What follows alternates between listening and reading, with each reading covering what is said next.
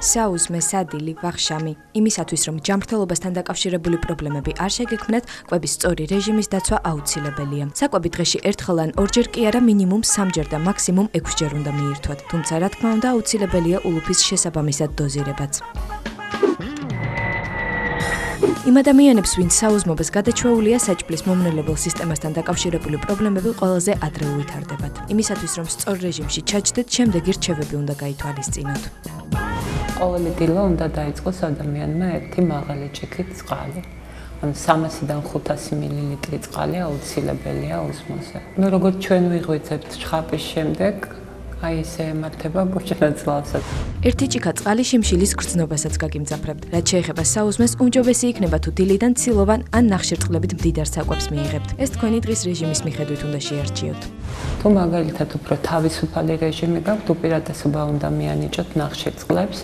აი შეიძლება იყოს წყალზე დამზადებული ჰერკულესის ფაფა ან ციციბურა ხილით. საქმე იმაშია, რომ ასეთი საუზმის შემდეგ ხშირია შიმშილის გრძნობა. თუ დღე დატვირთულია, უნდა იყოს ცილაც, გახუხული პური ან უსაფუარო პური. შეიძლება ხილის წვენი. ასეთი საუზმის შემდეგ ფიზიკური თუ გონებრივი დატვირთვისთვის ენერგია რამდენიმე საათს გეყოფათ.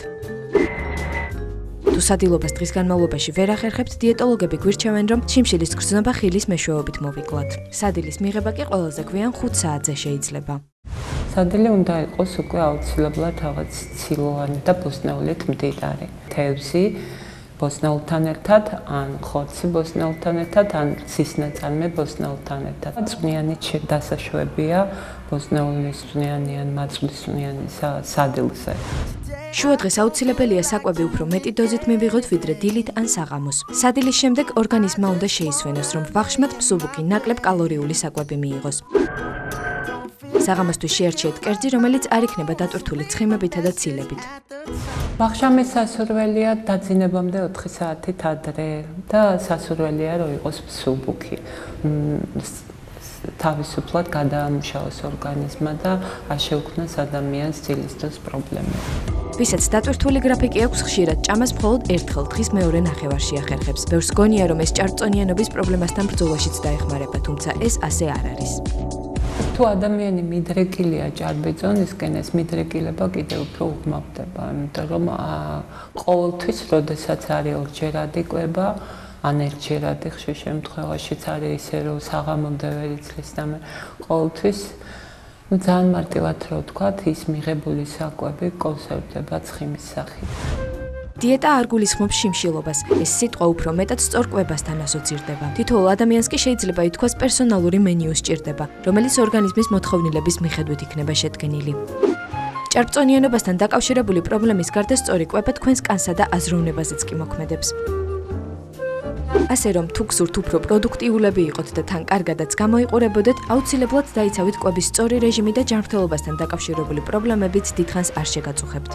და ბოლოს პროდუქტები, რომლებიც ბევრს მავნებელი ჰგონია, სულაც არაა საჭირო რაციონიდან ამოიღოთ. ყავა. დასაშვებია მივიღოთ დღეში 1 ან მაქსიმუმ 2 ჭიქა. კოფეინის დიდი დოზით მიღება არ არის სასარგებლო გულისთვის და შესაძლოა წონის პრობლემებით შეგიქმნათ. ჩაი. თუ ის უშაქრო ან ზომიერად დამტკბარია, შეგიძლიათ დღეში რამდენჯერმე მიირთვათ. შოკოლადი. მიუხედავად იმისა, რომ ეს პროდუქტი საკმაოდ კალორიულია, დიეტოლოგები გვირჩევენ დღეში 2-3 ნატეხი მაინც დავაგემოვნოთ. მის შემადგენლობაში საკმაოდ ბევრი ვიტამინია და თან განწყობასაც საგრძნობლად აგვიმაღლებს. კბილეული. უმჯობესი იქნება თუ ცომეულს თავს აარიდებთ და კვირაში ერთხელ ან ორჯერ მიირთმევთ. თუმცა ჯანსაღი კვება პროდუქტის მრავალფეროვნებასაც გულისხმობს. ამიტომ სადილის შემდეგ მცირე რაოდენობით კბილეულის მიღება თქვენს ჯანმრთელობას საფრთხეს არ შეუქმნის.